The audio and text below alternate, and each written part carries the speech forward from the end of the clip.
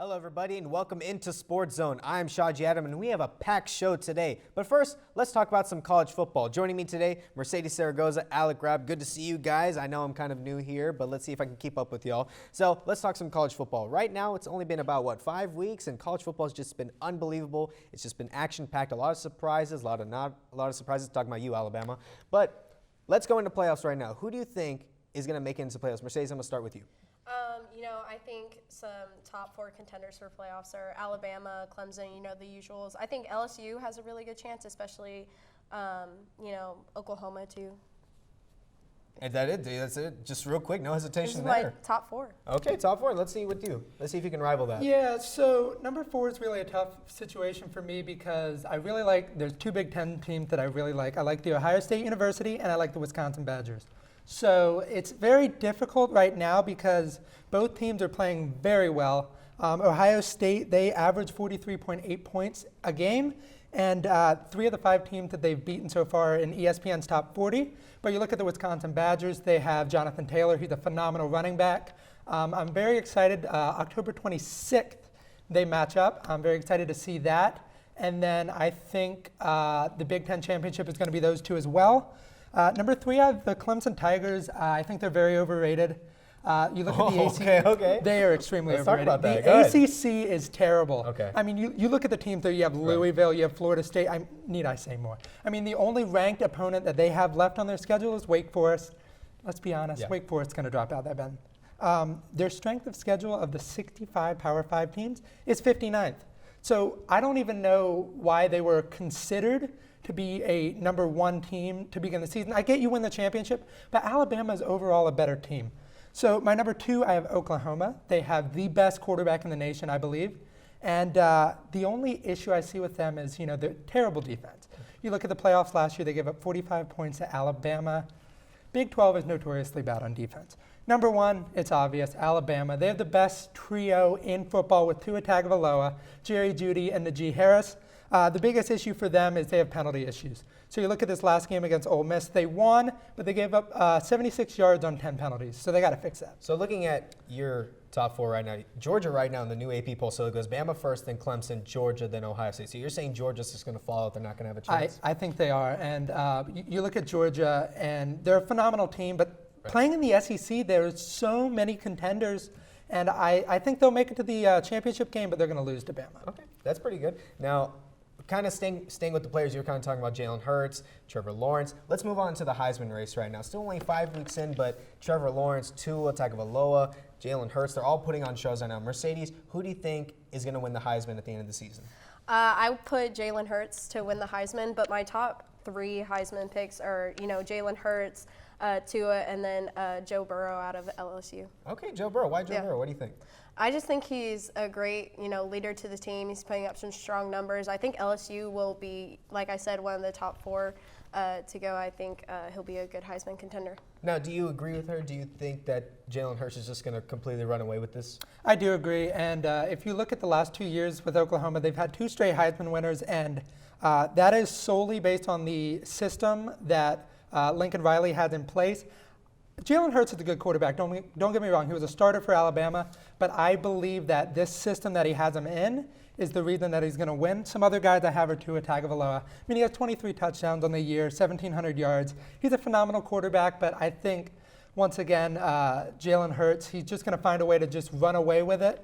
I have Joe Burrow as well, and then Jonathan Taylor. The only issue with Jonathan Taylor is the fact that the last time a running back or non-quarterback won it in general was 2015, and that was Derrick Henry. Yeah, I think Jonathan Taylor's kind of a far-fetched right now. But comparing the numbers of Tua and Jalen, Tua has more yards, more touchdowns, and less interceptions. The only thing Jalen has him is 1% more in completion rating with 77% compared to Tua's 76%.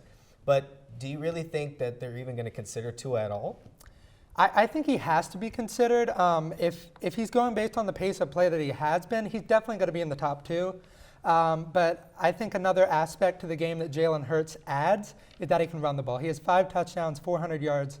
And you know what? He hasn't been playing as much as Tua Tagovailoa has because Oklahoma tends to blow out. And I want to ask a real question real quick before we go into break. What do you think is going on with Trevor Lawrence right now? I mean, he's been severely underperforming. Just real quick, what do you think is going on?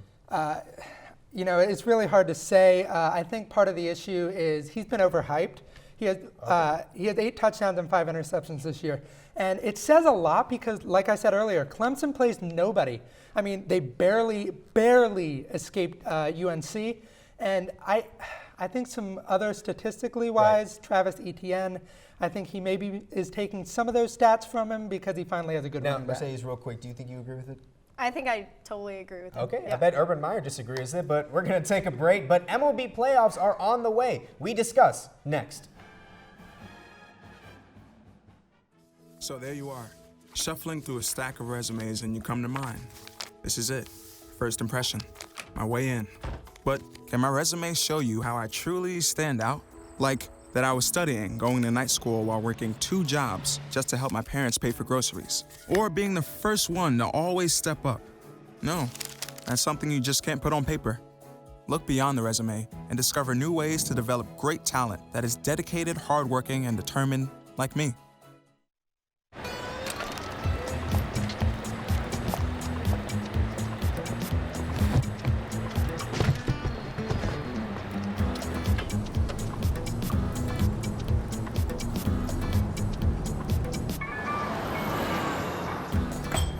It's a short ride from your neighborhood to your naturehood. To find a neighborhood park or green space near you, visit discovertheforest.org. Patriotism. It inspires passionate debate. It's worn like a badge of honor with good reason, because it means love and devotion for one's country.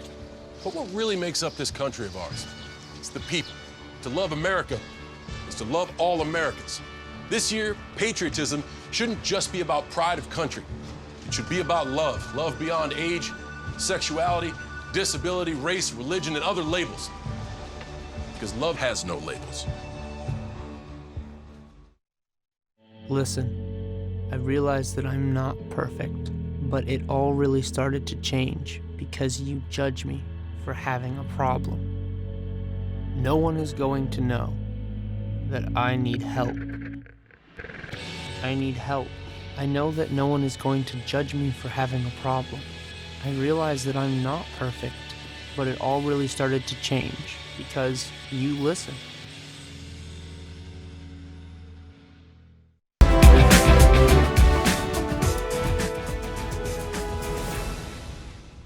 Welcome back, and joining me now is Amanda Batchelder and David Castillo. Well, guys, the MLB playoffs, they're going to start tonight with a few wild card matchups and a division matchup. Now, David, I'm going to start with you. You really want to discuss the Cardinals versus Braves. You seem to be really passionate about coming here saying, I really want to talk about the Braves. Now, I want to hear why you want to talk about them so much. Well, what I want to talk about the Braves is they remind me so much of the '03 Florida Marlins. They were young, they were energetic, and they were able to carry themselves through the whole playoff series and really capture that World Series and shock everyone.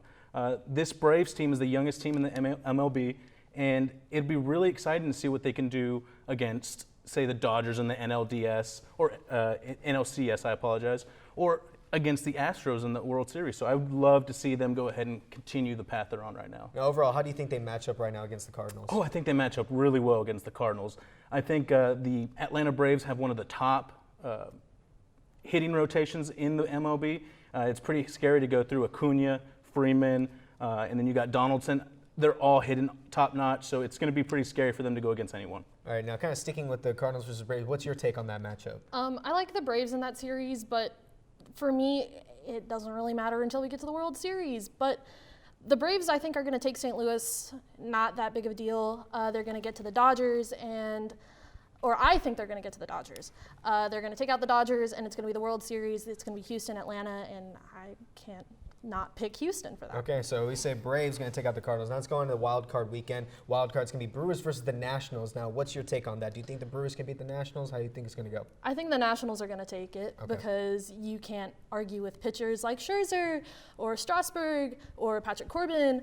Those guys, you can, in a one-game playoff, you can take them out with those 3 pitchers right there. Okay. And the Brewers don't have Yelich, so I'm leaning more towards the Nationals in this situation. In the same respect, the Brewers have been able to go ahead and have a great second half of the season with Yelich out as well. So I think they carry that into the postseason, knock out the the Nationals, and then they take on the Dodgers and end up losing. But I do think we'll end up seeing Dodgers-Braves NLDS. Okay, interesting. And then the other wild card weekend matchup we have is the Rays versus the Athletics. Now, who do you think is going to take that one? All right, so I think that Oakland is going to take that. Tampa is not. They're an interesting team to play. I like Oakland going into the ALDS because when they play the Astros, I think the Astros have a better chance. Tampa Bay, well, Oakland has more pitching that is going to help. Yeah. And I kind of want to stick with that. You were saying that you have to pick the Astros early. Do you think any team here in these playoffs has any chance against the Astros? No. I'm gonna be straight up. The way she looked no. at me was just like, no. Because it's hard to pick against the Astros. You have a 1-2-3 pitching rotation of Justin Verlander, Garrett Cole, who lead the major leagues in most of the categories, and then you have Zach Greinke, who, if Zach Greinke is your third pitcher, that's pretty impressive. Yeah, I mean, it's really hard to go up against the Astros, and that's why I hope it is going to be a Braves-Astros series, because it'd be great to see a great offense like that go up against an amazing pitching rotation like the Astros have. I mean, it's hard to be able to look at the Astros pitching rotation and say anybody really has a chance against them, but it would be a great series, I think. Now, looking at this side, so do you think overall, you said your final prediction for the World Series is going to be the Dodgers versus the Astros? I would love to see the Dodgers and Astros, but I think my final prediction, much like the 0-3 Florida Marlins, I think the Braves are going to beat the Yankees in the World Series. All right. Well, I'm still a little upset that the Texas Rangers didn't make it, but it's the end of Globe Life Park. I guess it's the end of Rangers overall. But thank you guys so much. Now, the Cowboys did have a setback on Sunday, and we're going to discuss what happened when we come back. It's fine that other people like you. It's more important that you like yourself. And I'm comfortable with every part of me. Meals on Wheels coming to my door as someone who's housebound assures me that I'm not forgotten. They care that I'm okay. My name is Asha Ida Bell. America, let's do lunch. Drop off a hot meal and say hello. Volunteer by donating your lunch break at americaletsdolunch.org. I'm a retired school psychologist, and helping people was my thing. After my stroke, when Meals on Wheels started, I was on the other end of the stick, so to speak. And I appreciated it very much, the attention that was given to it. My name is Julius Gaines, creative writer, poet, photographer. America, let's do lunch. Drop off a hot meal and say hello. Volunteer by donating your lunch break at americaletsdolunch.org.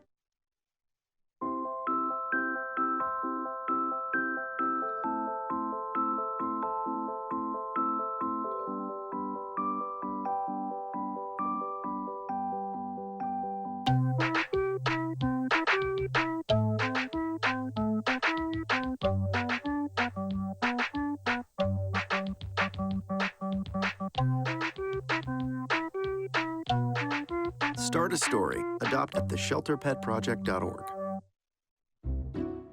I'll never forget the day our landlord called and said, "Read your lease. No pets allowed." My owner tells him my dog ate the lease, but that didn't work. And now I'm stuck in a shelter. But this pit bull is ready for a new crib. I'm loving, loyal, and play well with others. So don't be intimidated by all my muscles, because the biggest one I have is my heart. That's right, I said it.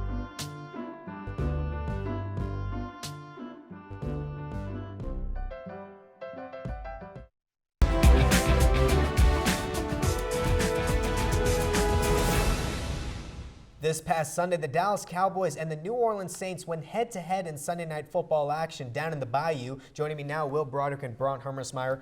And guys, it looks like the Cowboys finally crashed down to earth, losing 12-10. They didn't allow a single touchdown, but yet they just couldn't get it done. Now, Braun, I'm going to start with you. Were the Cowboys exposed? I don't know if you call them I think their offense was a little bit exposed because everyone has talked about how great the offense has been for the first 3 weeks. And anytime you don't allow a touchdown to an opponent, you expect to win, especially in this day and age when you have all these potent, high-flying offenses. But I thought the defense played well for the most part. I thought, after the first 3 weeks, people had said, we are concerned with the Dallas Cowboys is the defense. But I think they kind of stepped up and showed people, it's not all about the offense in the first 3 weeks. Robert Quinn looked great. He was great for the Dallas Cowboys pass rush that has been lackluster for the first 3 weeks. So not encouraged by the offense, but defense really stepped up. Exposed, it's kind of hard to say. The Cowboys' offense wasn't exposed as much as they just regressed back to what they'd been doing last year. I mean, you look at some of the stats in terms of passing on first and second down. The week one, they were doing that about 70% of the time. This week, exactly 50%. And when they were passing on first and second down, they were getting about 9 yards of play. When they ran it, they were only getting about 2. So I don't understand why they went back to what they were doing, last year which clearly wasn't working and didn't work this time either, when what they had been doing this year still worked. Yeah, kind of staying with the run game, Ezekiel Elliott scored, he averaged 1.9 yards per carry, his second worst in his career. First one back in 2017 against the Denver Broncos, where they got absolutely obliterated by Denver. Now, looking at Kellen Moore, everybody was talking about how much of an offensive guru he's been, kind of like the next Sean McVay overall, just taking over, completely changing a franchise. But everybody in the first half was just making fun of him, saying he was just returning back to Scott Linehan's era, just run all the time, and then you just do a deep yard bomb whenever possible. What do you think Kellen Moore needs to adjust now that they're going to a Packers? Probably an even better defense overall. Well, I think he needs to be confident in what he had done in the first couple of weeks. Pass the ball more. Dak Prescott had been lighting these teams up, and he can still do that. You're obviously missing Michael Gallup a little bit, but losing Michael Gallup doesn't just destroy the offense. You can still be very potent with the guys you have, Randall Cobb, Devin Smith, on top of Amari Cooper. And I think they are playing Jason Witten a little bit too much. I hate saying that. Of course, he's a future Hall of Famer. I love him. But let the athletic Blake Jarwin get some more snaps. Let him stretch the field vertically, kind of in the seam, and see what you can do there rather than a 6-yard out to Jason Witten. And I think you also have to give the Saints defense a bunch of credit. Give Dennis Allen, which is the New Orleans defense coordinator, and that entire just New Orleans team and fan base. I went to a game in the Superdome last year, and that is one of the craziest atmospheres in the National Football League. And I just think a lot of credit does go to that defense. New Orleans, they just played really well. And the only problem I had towards the end of the game for the Cowboys, or for the Cowboys defense for the most part, is at the end of the game, New Orleans possessed the ball 17 out of the last 22 minutes. When you're trying to make a comeback, or even if it's just a 3-point comeback, when New Orleans has the ball that much in the third and fourth quarter, it's hard to get into a rhythm offensively. I mean, there were a lot of firsts that happened that hadn't happened in a while. I mean, Witten fumbled his 6th lost fumble in his career. That's very impressive for a future Hall of Famer. Amari Cooper, he looks like he's slowing down. I think that MRI he had probably looks more serious than usual. He wasn't getting that correct separation that he always get. 2 offensive pass interference calls, and just a lot of things going their way. Now Tyron Smith's going to be out against the Packers. Let's get some early predictions in. Do you think the Cowboys can maybe get back on track, or are they going to just fall to the Packers? I think they can get back on track. It's going to be obviously very tough. I think Cameron Fleming, going back, when people hear Tyron Smith is out, they flash back to that Atlanta game a few years ago. I'm getting PTSD right now. Where Chaz Green was just letting Adrian Claiborne look like a Hall of Famer. Cameron Fleming is not that bad. Cameron Fleming is perfectly suitable. He can get the job done. And that's going to be a tough defense, but if you kind of go back to what I keep saying, go back to what worked against the Giants, what worked against the Redskins, especially the Redskins, because I find those teams very similar, the Redskins defense and the Packers defense in terms of how good your front seven is. But if you're able to go back to that and what worked there, you should be able to put up points, and I think this defense can hold anyone under 20. So if you can score more than 20, I think you can win this game. Okay. Now looking at the schedule overall, Packers, Jets, then they hit the Eagles, then it's a bye week. Now a lot of things that people have been talking about, that's actually been on my mind, is that a lot of stuff happened. Zeke was not there. Amari Cooper, not really up to par. Jason Witten fumbling. Yet all of a sudden people are blaming Dak. Like, see, I told you Dak doesn't deserve that money. Dak shouldn't do this. Dak shouldn't. Do you think all the blame goes on Dak Prescott for this? No, not at all. He didn't play his best game of the season on Sunday, but he still completed 22 of 33 passes. He did throw an interception.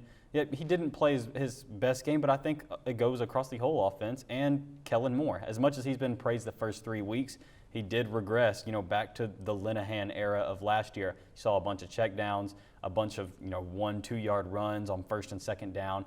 So no, I think Dak honestly still deserves the money. If you're going to pay Ezekiel Elliott almost $90 million to go run 1.9 yards per carry, why can't you pay Dak to lead your team, which he's been capable of doing? All right, thank you, gentlemen. Hopefully next week we'll be saying how about them Cowboys. But another football team near and dear to our hearts struggled during the weekend. We break it down after this.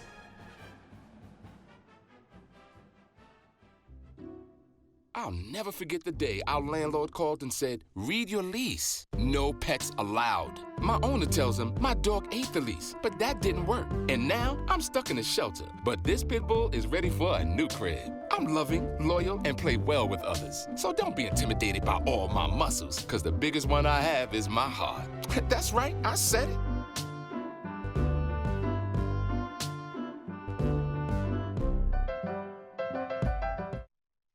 I rescued Toast from a shelter in 2011. I love Toast because she's a lazy diva. Toast does whatever she wants, obviously. She's sleeping right now. She's an epic snuggler. She's so comforting. She's so loving. Toast makes me laugh. When I walked into the shelter, I knew right then that she was special.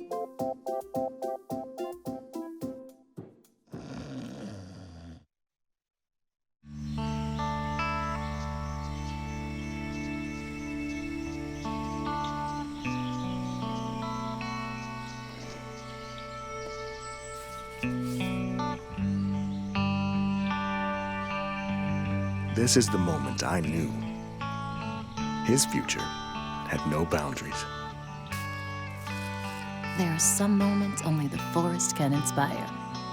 Find yours at discovertheforest.org. Hey, look, it's those guys. Are you good to drive? I'm fine. How many did you have? I should be fine. You should be. Go and step out of the vehicle for me. See ya, buddy. Good luck. So turns out, buzz driving and drunk driving, they're the same thing, and it costs around $10,000. So not worth it.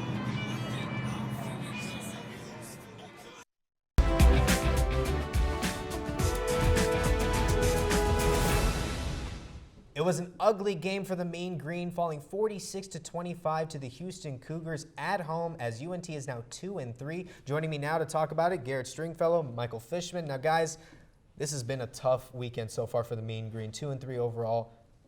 Were they exposed? Do you think they can bounce back? I definitely think they can bounce back, but our main weakness was our defense and our offensive line. Like, it was just straight trash. I mean, when you're looking at Mason Fine, you need to give him enough time to be able to complete a pass, and that pass rush was just really killing us the whole game. I mean, Mason Fine overall, pretty good day, 35-55, 353 yards, 2 touchdowns. He looked like the old Mason Fine that we've seen, but just something was missing. What do you think, Garrett, overall? What do you think happened to them overall? I don't know. I do think the thing missing with Mason Fine is the escapability. Obviously, the offensive line is struggling. You know that. That's not something that they go into the game not understanding that their offensive line is probably going to get beat on the majority of the plays.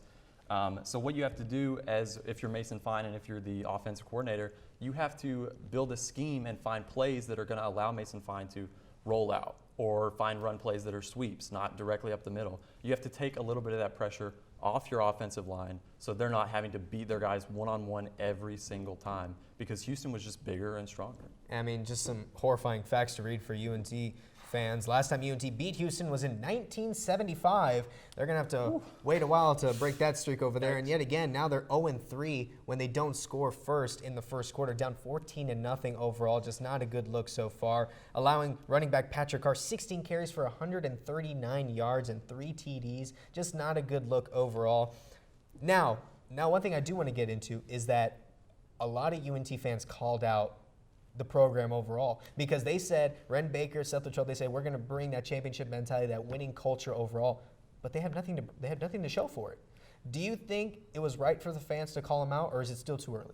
I definitely think it's too early. I mean, we're 5 games in. We still got plenty of time to be able to try and develop a winning record, but I just think that's kind of uncalled for the fans to just lash out on them like that. Garrett, what about you? Agreed. I think it's too early. I think you've played some really good teams, and they've lost to some good teams. They lost to Houston, they lost to Cal, and of course they had a chance right at the end of the California game. So they were right in it there even after the slow start, which has kind of become characteristic of this Mean Green team, is getting off to a slow start. But I definitely think it's too early. I mean, they've even gotten off to a slow start in the season, not just individually games-wise. The rest of the season schedule, there's not a lot of teams on here that scare me. Southern Mississippi doesn't scare me, Middle Tennessee. Rice doesn't have a win yet. They're 0-5.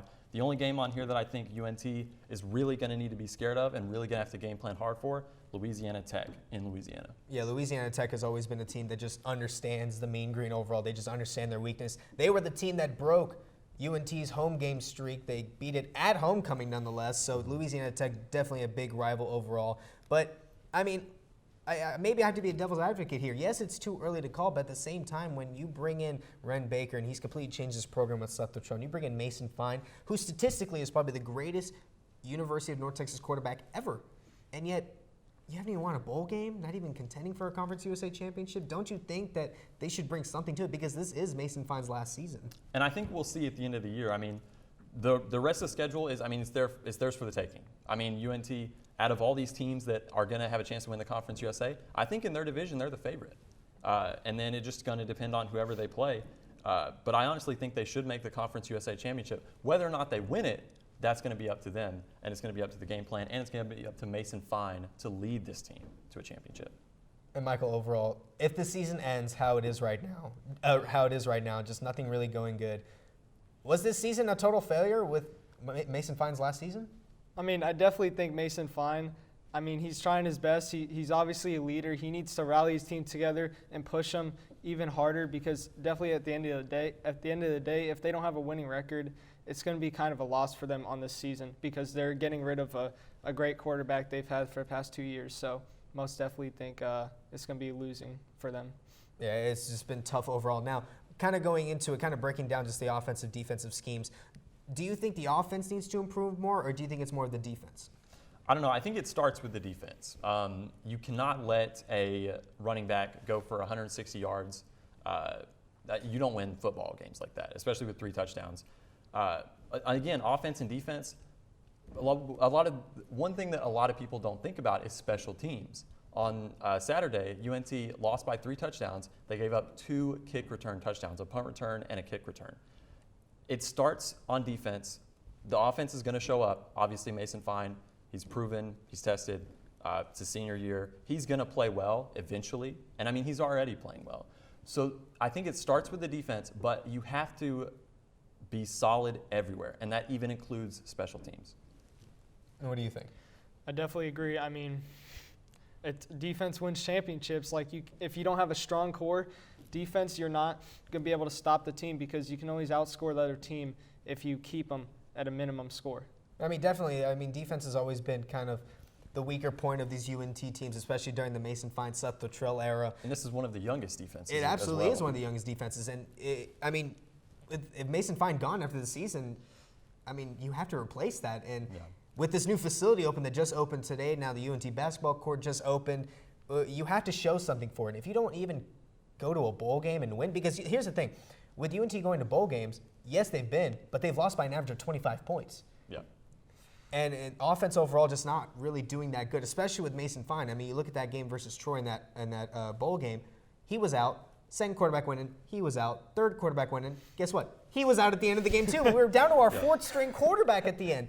But what about the offense do you think needs to improve? I think it starts with the game plan, because you have talent in Mason Fine, and you have talent in Trey Siggers, and you have talent with the receiving core. The problem is you have to work around the inadequacies in the offensive line. All right, well, hopefully the Mean Green can maybe get back to normal. This is the bye week, so let's see if they can improve on that. But that will do it for us here at SportsZone. I would like to remind everyone watching, we will be back every week at 4 o'clock bringing you the latest sports news from around the university and DFW. If you miss a show, you can catch up on our YouTube channel, NTTV Sports. Thank you again for tuning in. This has been SportsZone. We host a debate on impeachment. On an almost daily basis,